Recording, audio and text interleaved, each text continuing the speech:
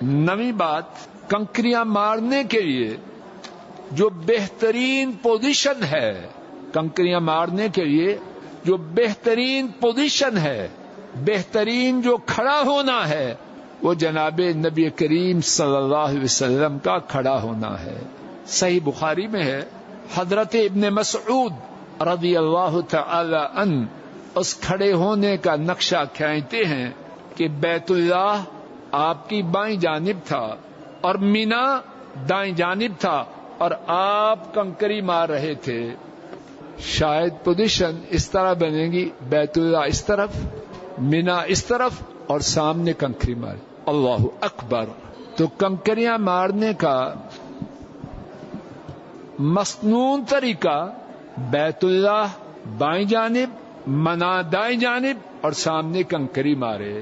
گفتگو کی 10ویں بات، کنکری پھینکتے ہوئے غالب گمان یہ ہونا چاہیے کہ اس جمرہ کے گرد جو حوض بنا ہے وہ کنکری اس میں گر جائے۔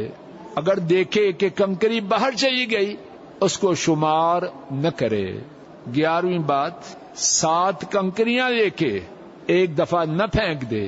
اگر ایسے کرے گا تو ایک شمار ہوگی، 7 نہیں ہوں گی۔